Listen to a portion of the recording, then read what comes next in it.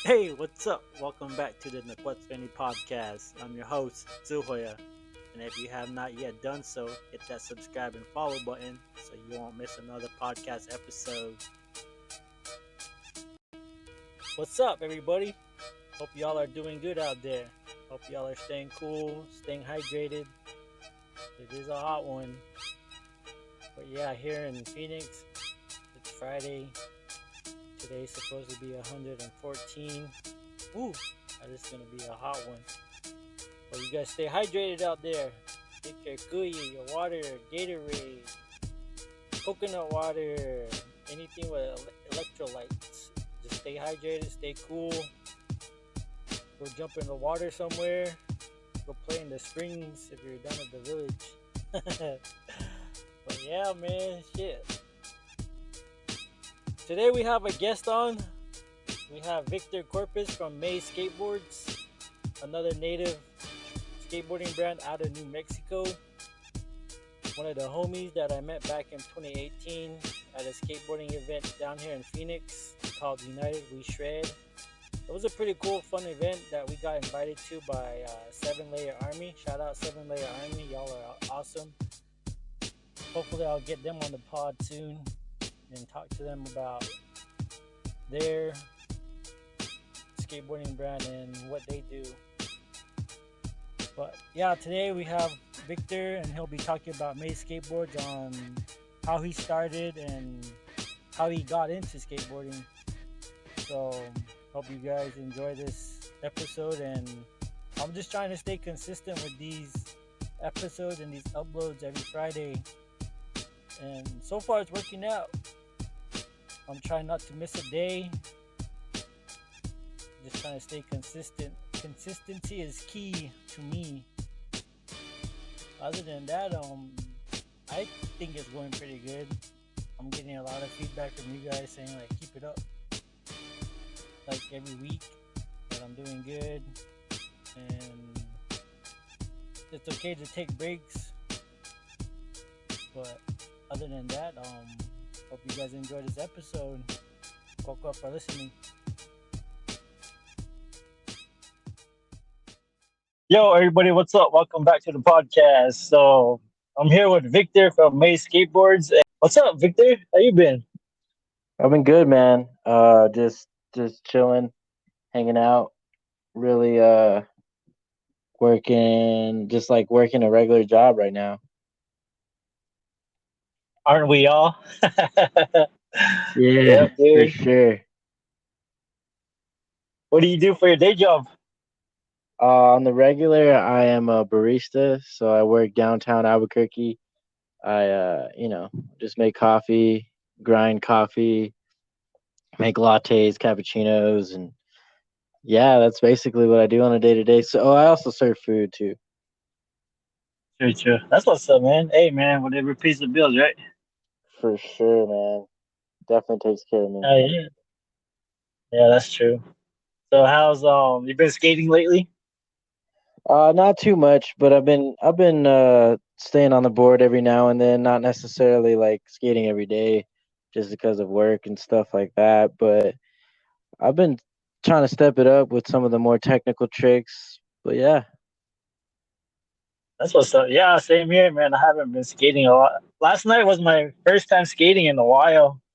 I haven't skated in a minute because like due to work too, and it's just like it's freaking hot down here in Phoenix, and it just burns you out. And like when I get off work, it's just like I'm just tired and I don't really want to do anything else. No, for That sure. heat just that heat just gets you. How's the weather out in Albuquerque? The weather is pretty good. The only crazy thing that's really going on is there's a lot of smoke here. There's a lot of wildfires and stuff like that, so it's kind of it gets hectic. God damn, that time of the year, huh? Yeah, man. Like every time you wake up, there's like smoke coming up the mountains. When you go to sleep, there's smoke. It's you can see it. There's just like a haze. Damn, that's crazy. Yeah, dude. So, what else have you been up to besides working and trying to skate? Any like artwork or anything you got going on? Yeah, so the biggest project I got going on right now is creating and manufacturing skateboard decks. I've been in the process of figuring that out, making getting the tools that are necessary. A lot of that stuff is like custom made. Like you don't really, I mean, you can buy it, but like on a larger scale, like it's a little bit more expensive. But on the scale that I'm making, it's definitely custom made and custom fitted and stuff like that. So we've been making boards and trying to learn how to screen print them from nose to tail. So that's been a really good journey. I'm trying to figure that out. It's been difficult. It's not necessarily the easiest thing out there, but it's been fun. That's my biggest project to this date right now. Nice. Oh, that's true. So tell us about yourself. Who's Victor Corpus?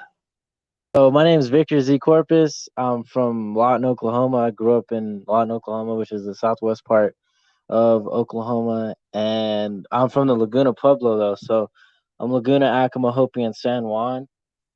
I didn't grow up on the Pueblo, but like I said, I grew up in Lawton, and then for my high school years and into my, um, I guess college years, I lived here in New Mexico on and off the reservation. I've been skateboarding for 10 years, or what? I'm 23, 12 years now, and not really like on and off. I've like skated consistently throughout that time. It's not like I had like a break or anything like that. I just really stuck to the board.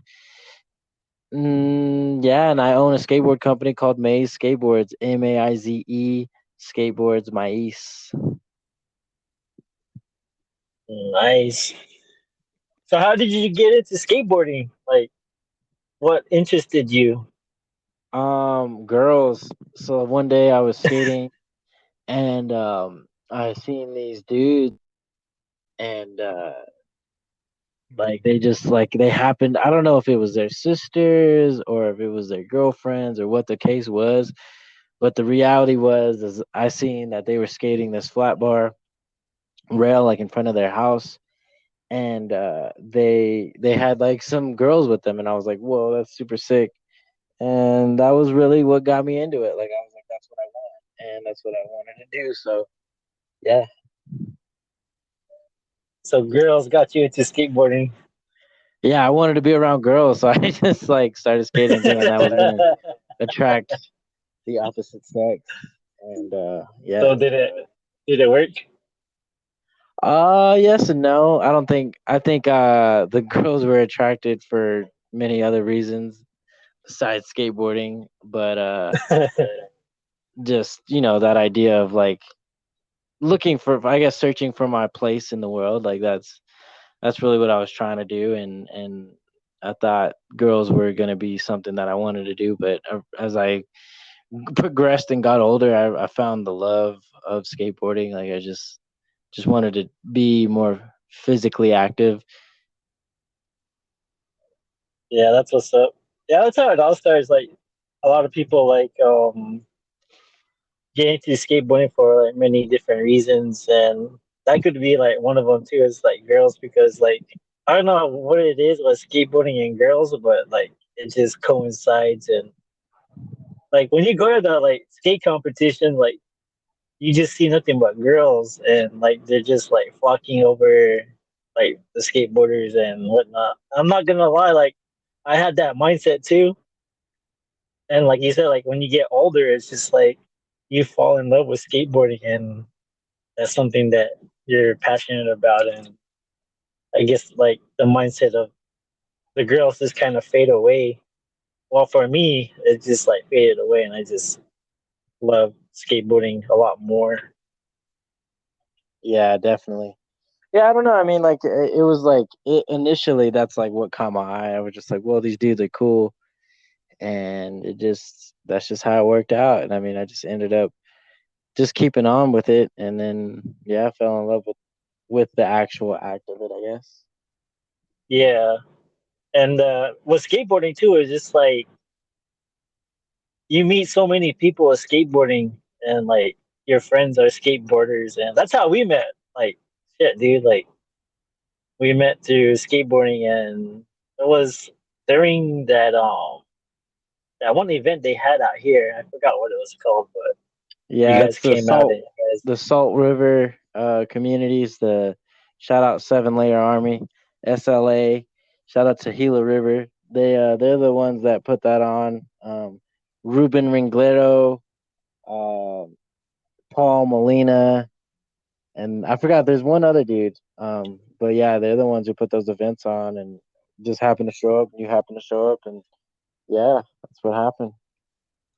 Yeah, dude, it was pretty cool. Then after that whole event was over, like we got a day to ourselves, and we just skated over at one of the parks like the following day, and like we made a skate video and all that stuff for the YouTube and everything.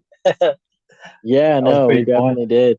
That's I remember that day. It was Sean and I and you. Yeah, you pulled up Southside Phoenix, and we skated at the park. I want to say it's the Geneva Chavez or Chavez Cesar Yeah, Chavez Park or something. yeah, But Caesar Chavez part. yeah, we skated there, and it was a good time. It got hot. We were just over it. For real. Yeah, but yeah, it was a good time, man. And speaking of 7 Layer Army, they hit me up yesterday because they tagged me in a video. I think they tagged you too. Did you get that video? Yeah, I got tagged in it.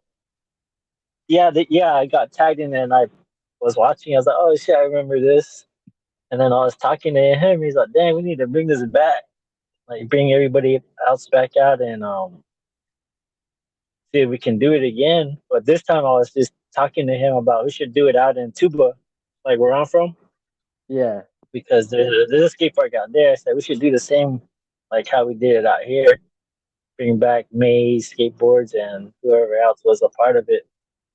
And yeah, he's like, damn, that does sound like a plan. Like we should definitely do something like that. Because I believe, the last skate event that took place in Tuba was when I put it on back in 2016, I believe. And ever mm, since then, there hasn't been any other skate competitions going on ever since then. for So sure. that's what I was talking to him about. And I was like, damn, we should just do it again, but do it out there. Be sick, man. Yeah, I mean, if you get it together, we can figure it out. Um, Yeah, dude. I'm down. I'm definitely down. I think that's a good idea. Tuba's a good spot. I never skated that park, but I've heard that there's a skate park out there. Yeah. I mean, you'll like it because you're more into like the vert part because I see you kill it on the vert shit. That's fucking crazy. For sure. Because Yeah, thank you. there's a big old bowl out there that practically takes up half the park itself. It's like a little street course, like the hubbas and like little ledges, but that bowl that takes up majority of the park. Me, Oh like yeah. I suck at that vert stuff. I can drop in and everything, but I can I can't really do anything else besides just dropping in. That's a lot. That's a lot of people. A lot of people don't they don't skate that kind of stuff. Skate ramps and bowls and transition. It's definitely a different kind of skating. Like if especially if you're not cultured to it, it's kind of like tennis. Like you'd probably be really good at tennis, but like nobody taught you how to play tennis, so you don't play tennis. But like yeah, transition and vert and all and bowls and that kind of skating is just like you got to be cultured to it because you definitely need the proper gear where like street skating you can like start off with no helmet, no knee pads, no nothing, and like keep continuing on and like figure it out. But like if you really want to get good at transition or vert bowl, like you gotta like you want to add those things to your like kind of your outfit because you just like it's too high to be like messing around. I mean you could do it, don't get me wrong, but it just takes longer, and I think that's the daunting task of it all. Is like, do I really want to put on this helmet? Do I really want to wear these knee pads?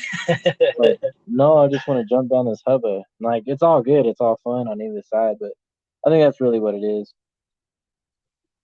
Yeah, man. Like I tried it, but like I never got the hang of it. A mini ramp, like I can do like a couple of tricks on the mini ramp, but that's about it. Like I grew up street skating because like I'm from Tuba and that's all we skated out there was just street. And this was back in like the 2000, the early 2000s, and there was like Yeah, no skate park out there at all or nothing. It was just like either the McDonald's parking lot or the high school parking lot, wherever we could find asphalt or pavement, like we just skated.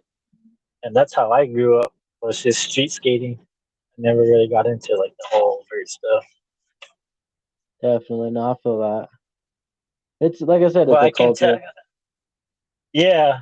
But I can tell you that I did take some slams trying to drop in though. Yeah, Oh shit! I feel that. Yeah, What's it's the just worst slam you ever took? in skateboarding in general. Yeah, yeah, in skateboarding. I can't even think about. Uh, hardest slam I took. I would say probably probably doing something on transition, like trying to like do a trick. Like I think bank to bank. Maybe I don't know. Maybe a bank to bank kind of situation. Like worst slam has to be like from like trying to jump from like pyramid, like from bank to bank over a pyramid, and like Yeah, jumping and not really committing, and like landing one foot and just like catching it and like at the bottom of the ramp and just kind of like riding it out to the bottom of the ramp but slipping, like banana peeling out, and just like all that weight and momentum just straight to the body. That's definitely probably got to be one of the worst falls. damn. When you after you ever like, let's say you take the hardest slam, like, do you ever just like feel discouraged about getting back on your board and like thinking like, damn man, I don't want to skate anymore, or like you just kind of get freaked out? Has that ever happened to you? Not like it. Not in skate. Not on skateboarding in general, but more so like on like specific obstacles, like getting sacked on the rail. Like that's not like Mm, fun. And so like when you do that, like it definitely discourages you from trying to skate rails. Um, but I think not necessarily about like skating. I've never been like, oh, I fell really hard and I don't want to skate anymore. It's definitely been yeah, like, uh, oh, I fell on like trying to do a blunt to fake. I'm not gonna do blunts no more. Like it's more like that. So yeah, but no. yeah, that's true. Yeah, because like when I take slams on certain tricks, I'm like, fuck, man, I don't think I'll ever do that trick again. Or like stairs or like rails. How did you get into rails? Because I like you can skate rails, dude. Like handrails to be exact. Like I mean, where's like that confidence? Where's that confidence come from? Like doing handrails, dude. Like I tried it a couple times and like I could do a board slide, but that's about it. I never really got into like the whole actually like skating handrails. How did you like get the courage to like do handrails? I think, like, I mean, I definitely skated around people who were like a lot better than me. I think that's a part of it. I just wanted it more. Like, I don't really think like because most people like who skate rails are like like fairly taller than me. Like I'm like 5'3". Most people like average human is probably like or average male is probably like 5'5", 5'6", 5'7", in that range. And like you think about like an inch or 2 inches, 3 inches taller than me, like it makes a huge difference when you're skating like handrails or like trying to try handrails because like my sack ratio compared to somebody who's a little bit taller than me who has like a longer the proper terminology would be inseam. Like if you have a higher inseam than I do, it's like easier for you to try rails.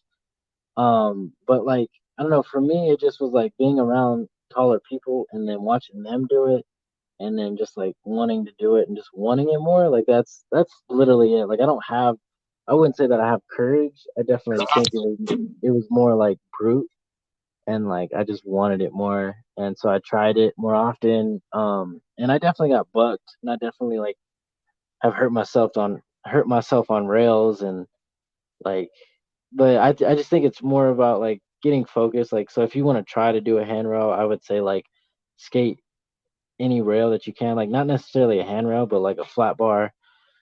Skate the tall flat bars, like because I think what most people are scared of is like being able to jump and clear, like going, like getting onto the scary, almost like that's one of the scariest hurdles to get over is like getting on top of it. Like, and so like just skate every rail you can. And yeah, you'll slowly figure it out. But yeah, Yeah, dude. How about you haven't skated in a while too because of work, right? And yeah. like when you get back on your board, do you like feel discouraged? Like, nah, I can't do any tricks, even like the simple ones. Like, do you feel like you're just starting skating all over again? Not that deep. Like I'll be honest, like I've been because I've been skating for so long, like it doesn't it, and also like caveat of like working, like I replace some of the skating time with like working out and like exercising. Oh, So like okay, yeah. I still have agility, like in that, like I'm still training my body in certain ways, not specifically like how to kickflip feeble or anything like that, but like just being able to like do a squat or doing a lunge and just being agile and exercising the body. I don't feel that like fear of like, oh, I can't kickflip anymore. Like I don't have that anymore. Like that doesn't really happen. Like it happened to me when I like was younger and if like I took a like I had to go to my grandma's and I like there was no place to skate and I stayed the weekend and then I came back and I felt like, oh, I can't kickflip or whatever. But not so much now. It's more like I don't go and jump on handrails. Like that's not my like if I take a week off of skateboarding, like my first thing isn't like, oh, I'm gonna skate this handrail. It's like, okay, let me figure out this flat ground, see if I still like am I still consistent. If I'm not, then this is where I need to practice. But yeah, so not really. But like it definitely is like more subject based. So like I'm not about to just jump on a handrail or try and do like flip in, flip out. Like I'm not like yeah. Yeah, dude. Because I get like that sometimes. Like, I would go without skating for like a week or two, and then when I actually finally have time to skate, then like I just get on my board and my legs just feel weak, and like the board just feels heavy. I'm like, what? And I don't know. I just like kind of get frustrated. But like this, like you said about keeping your body active with working out, like that's definitely something like I need to do, man. Like I just need to start getting back into working out and keeping my legs strong and just having the agility to maneuver on a skateboard again. No, definitely. I think exercising is important. Like, and I think a lot of kids see like with that, like with you saying like you're like not like getting back on the board, like feeling uncomfortable, feeling like it's just it's different, it's not the same. Like I think that also plays into like the way you actually skate. So like this is no disrespect to anybody who's a skateboarder or anything like that, but like I don't skate like regular people. And what I mean by that is like I actually like I want to get better. Like I truly want to progress my skateboarding. And with that being said, like I take initiative to like practice tricks. Like I think it's cool to have fun. I think it's cool to like just hang out with your friends and go and skateboard. Like that's all good. But like for me, like that part of it isn't as fun as like learning how to do a crook nollie hill flip out and like practicing that trick, like going to the skate park and being like, I'm gonna land 3 of these today, or I'm gonna land 10 hard flips because at the next contest I want a hard flip down the stair set. And that's like and putting yourself in those positions, that's I think that's why I don't really have those moments of like, oh, I feel weird on my board or like it's because like I continually practice. Like I think most people don't, and like that's all good, but like that's like even when I go weeks without skating and I go back into it, like my goal is to, oh, I'm gonna do 10 tray flips. Oh, I'm gonna do 10 frontside flips like in a row, and I'm not gonna stop until I do it. So like I think that's why I feel that way about skating. Yeah, that's true. But that's cool that you got that mindset though. But like you said, like you want to be around people who like, because when you're around skaters that are actually good, like they hype you up, and then like you're looking up to them, like damn, I want to be as good as them, and I think that's how it should be. But nowadays, it's like you see people at skate parks and they're just chilling on the side and sitting down and Yeah, that's doing real. whatever they're doing. That's super real. I'm not too down with the hanging out.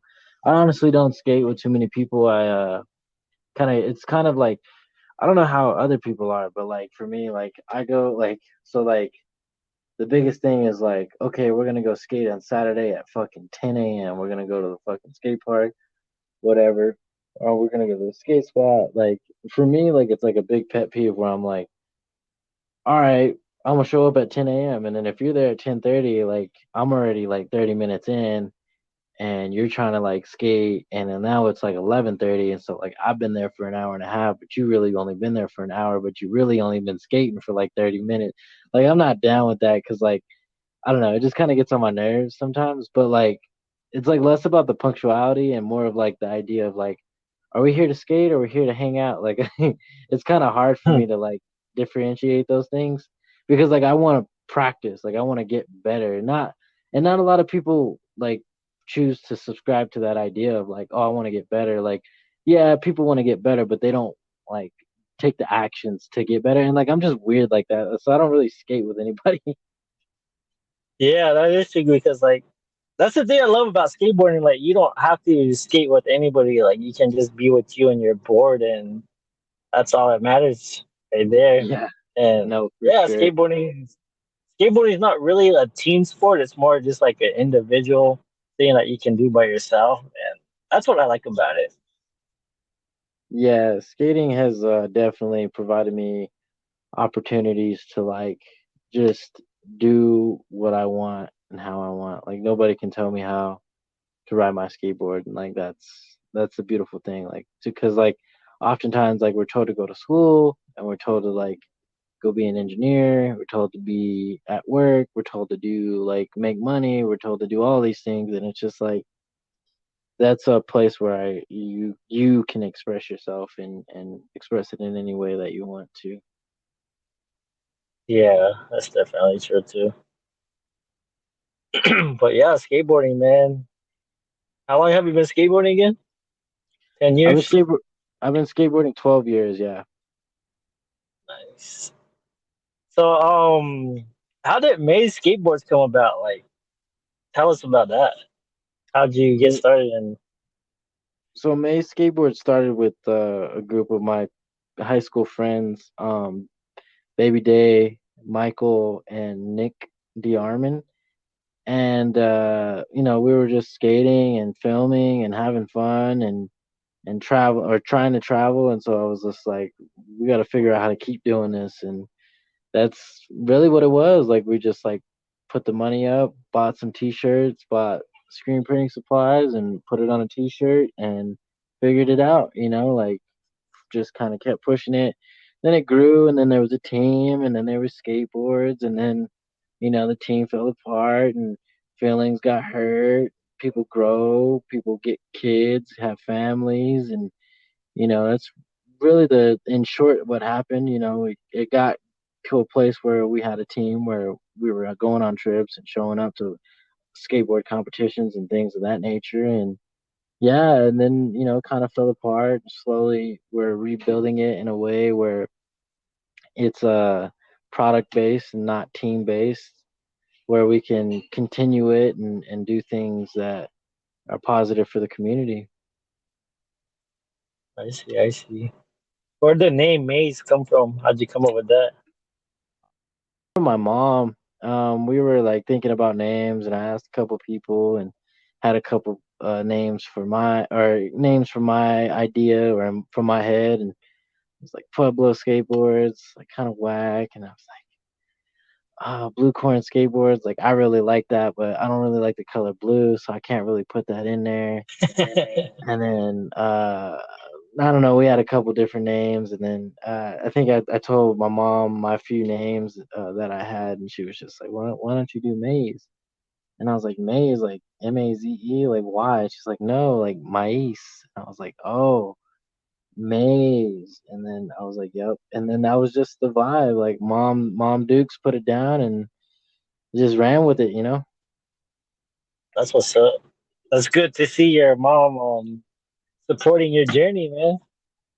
No, for sure. I mean, definitely definitely ups and downs with that, you know, like getting criticized by my family, criticized by people by trying to do something like that. Like, you know, most of my family didn't wasn't down with me skating. They thought that I should pursue an education, that I should go get a job, and da da da da da, and all this and all that, and you know, so it was a struggle. Like nobody. I mean, not to say nobody, but the support. There wasn't ever like what would you call it? Like full on like you can't do this or you shouldn't do this, but it they weren't supporting. They were just like kind of neutral, which kind of like Yeah, in some ways is worse, you know. yeah. So after you started Maize Skateboards, like, did your family start coming around and supporting you, or were they still like kind of like iffy I about it? mean, I think that I mean they're still in some ways like like kind of flaky, like not really like.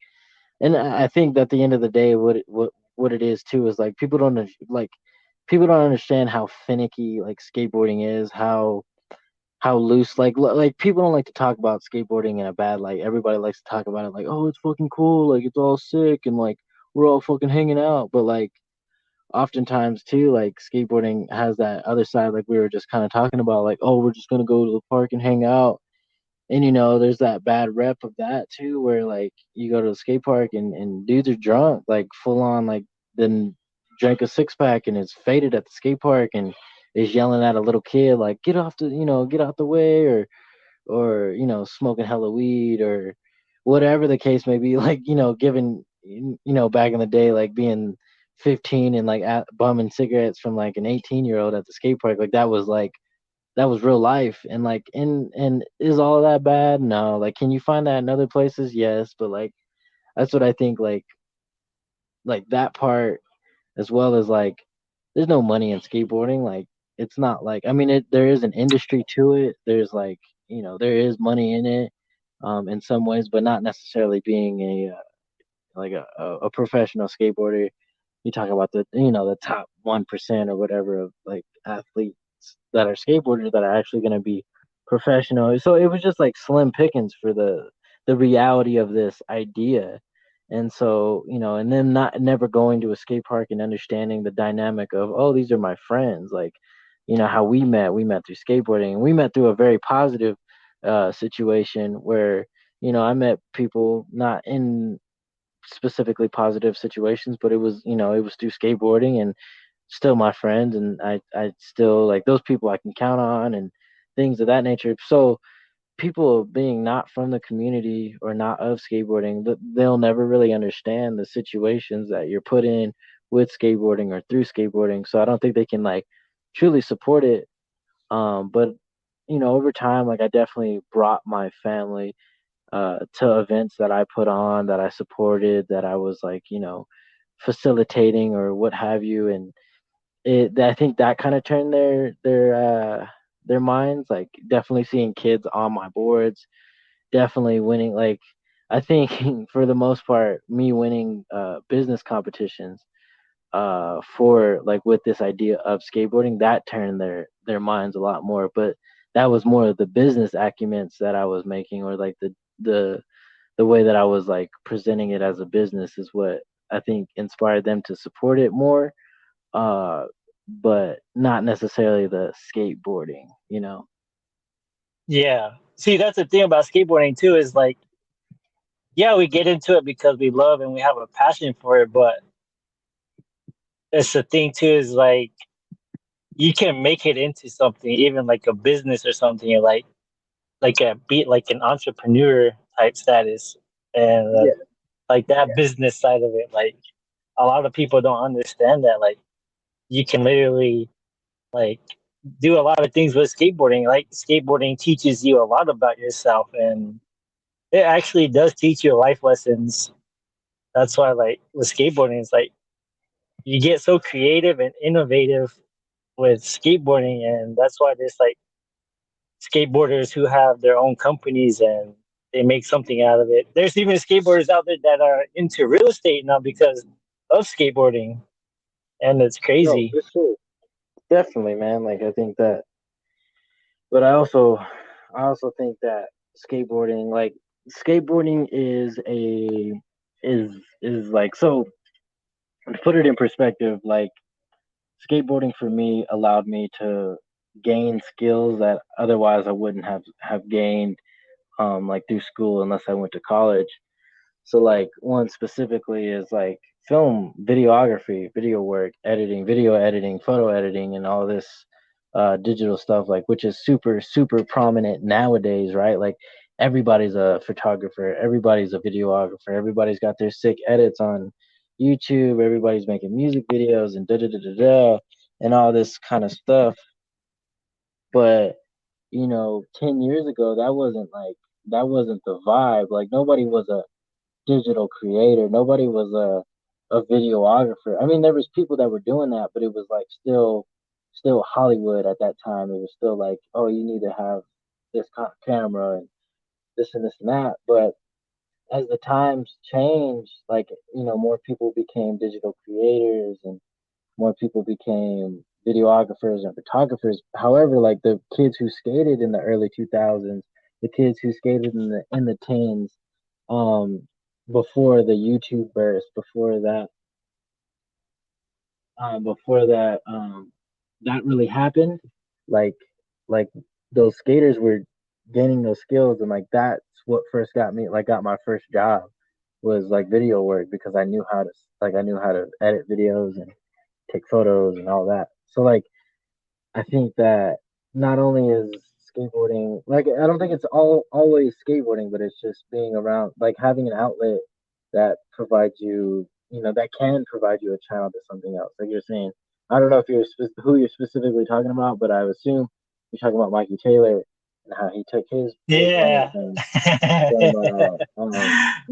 skateboarding and putting it and investing it. To say that he's in real estate is one thing, but to say that he invested his money is what I would say because it could be anything. It could be real estate. It could be stocks. It could be that's what he did. Is he leveraged his professional career, his professional salary to Yeah. Yeah, yeah, Mikey Taylor is more like doing it, like dude's killing investing it. his. Dude is on Yeah. TikTok taking it to another level right now. Y'all go follow Mikey Taylor. Hell yeah, dude. He like has a good story, good background, like shit, man. And I think Turning people when people from dude, being I a think what professional skateboarder to yeah, all dude. right, go for He's it. like no, my bad. Like I just think like just saying that like no disrespect to Mikey Taylor, he was a very talented skateboarder, but I'm sure if you follow him, you've seen his content, and he's addressed it like that. He wasn't the A-list skater. He wasn't. I mean, like he grew up with Paul Rodriguez, like, and we see where Paul Rodriguez took it. He's just not on that level. Like he wasn't. He just happened to be there, and like he was definitely talented, but he wasn't the one. So like also realize that like skateboarding may not be your thing. Like it may be something else, and like I think that's important. Like I think a lot of people get hung up on that other bullshit. But yeah, man. Yeah, dude. Like, man, I don't know. I look up to Mikey Taylor because like of the investing he's been doing and coming from being a professional skateboarder to where he is now. It's like a big come up for him. And that's the thing Definitely. too. Like he's actually teaching skateboarders like you can be innovative, and if you do get paid from skateboarding, like invest it No, because it for was like sure. there's some skateboarders out there that aren't doing that. They're just spending their money on on useless things like partying out or jewelry and all this stuff. And there's no 401k in skateboarding. There's no insurance in skateboarding. Like, and Yeah, with him coming from his perspective, it's like he's teaching you how to do this and that. And I don't know, he's very like interesting. for sure, man. Skateboarding is the fastest growing sport on reservations. How are you able to gauge this, and what does it mean to your skate community? How do you feel about native kids skateboarding?